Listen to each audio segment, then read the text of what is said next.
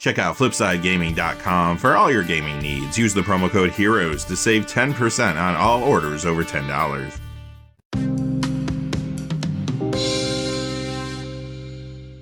Hey there, this is John from Heroes and Legends, and welcome to this special edition of the Magic the Gathering Market Watch. It's that time of the week again to count down the 10 hottest cards of the week. And again, you'll notice that this week the market is a little calmer compared to how it has been. I do think a lot of players are waiting to see what Crimson Vow previews are going to bring. And they are about to happen. They are imminent at this point, so I can't wait to see what next week looks like. But for this week, I still have 10 cards to talk about, some interesting ones on here as a matter of fact. Quickly before we get into the top 10 though, just a fast reminder, if you go to FlipsideGaming.com, you can use the Heroes promo code to save 10% on orders over $10. Currently, you can pre-order Innistrad Crimson Vow products there. They also have a whole lot of other things on their website. And remember, if your order is over $100 or consists only of singles, shipping will be free in the United States. Also, whenever you use that promo code, it does support the channel, which is always appreciated. So thank you. And without any further ado, let's get into it. Number 10 is Ardent Plea. This goes up $1.27 to $4.99. That is a 34% increase. This is a good time to let you know how we compile our top 10 every week. We look at two major pieces of criteria.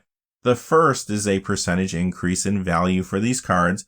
And secondly, we want to see a true increase in sales. So if you're expecting a card to be here and it does not show up, then it did fall short in one or both of those categories this week. With that out of the way, let's talk more about this card here, Ardent Plea. The main reason this is going up this much right now is because Channel Fireball featured a modern deck that was a new take on Crashing Footfalls. It runs Yorion as a companion, so it is an 80-card deck, has 4 copies of Omnith Locus of Creation, and of course 4 copies of Ardent Plea as well. Also, the deck is running another card which we will see later in the video. On top of that, this does get a little Commander play too, but obviously moving because of Modern this week. Number 9 is Spreading Seas, up $1.38 to $3.61. That is a 62% increase, and this sees a good amount of play in Modern right now. It's in Azorius and Jeskai Control. Sometimes it's in Azorius Blank, Reanimator is a Control, and Azorius Stoneblade as well. Additionally, though, there is an inverter combo deck running a couple of these in the side that has been performing pretty well on MTGO this week. That could have brought some attention to the card, perhaps, and it does get a little Commander play as well. Number 8, Call the Coppercoats, up $1.69 to $4.41. That is a 62% increase.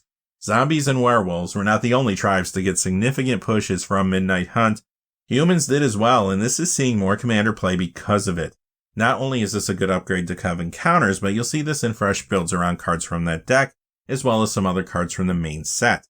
They include Lenore Autumn Sovereign, Kyler Sigardian Emissary, Catilda Dawnheart Prime, Adeline Resplendent Cathar, and Sigarda Champion of Light.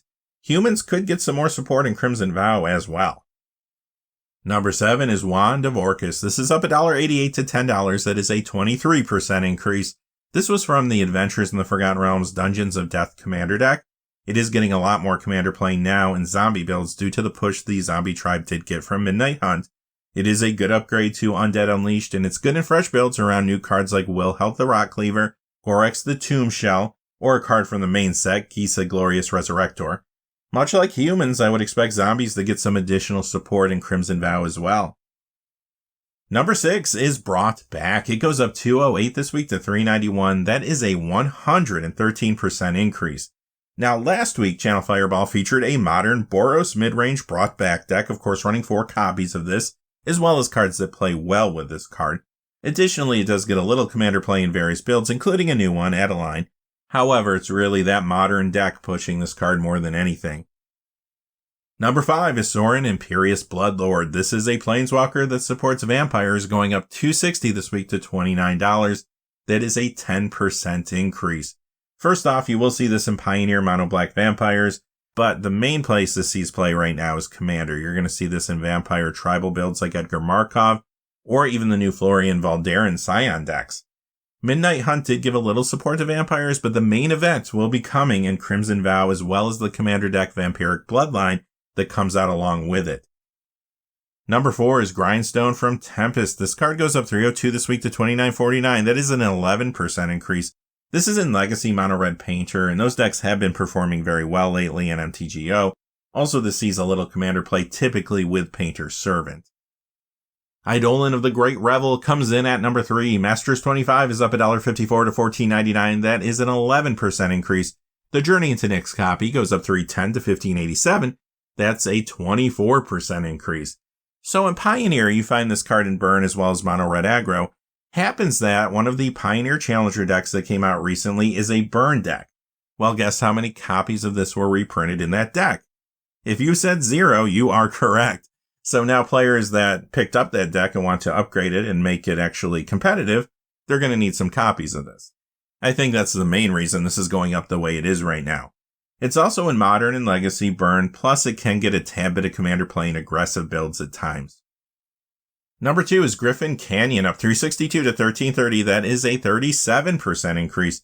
Now this does get a tad bit of Commander play, typically in Changeling decks, but I did see a conversation on a Commander message board this week talking about this card.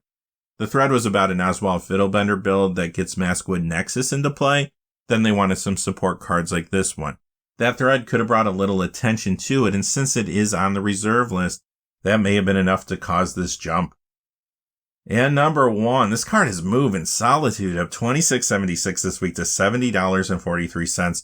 In a week where the market is pretty calm, this card is not having it. That is a 61% increase. Now in Modern, you're going to find this in Azorius Blink, Azorius and Jeskai Control, 5-color elementals, and much more. It's all over the place in that format. Plus there's 4 of these in the Boros mid-range Broadback deck, 4 in the 80-card Crashing Footfalls deck, and 2 in the Inverter Combo deck. Those are all Modern decks I mentioned earlier in the video. Additionally, in Legacy, this is in Death and Taxes, and it has been a fairly popular Commander card in a number of different builds. And that's going to do it for the top 10 hot cards of the week. I'm really curious to see what next week's top 10 looks like once we know a little more about Crimson Vow.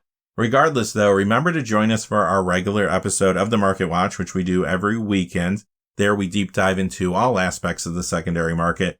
Until then, though, hey, stay safe out there. Thanks for watching. Please remember to like and subscribe, and have a great day. Hey, thanks for watching. This video is made possible through the generous support of viewers like you on Patreon.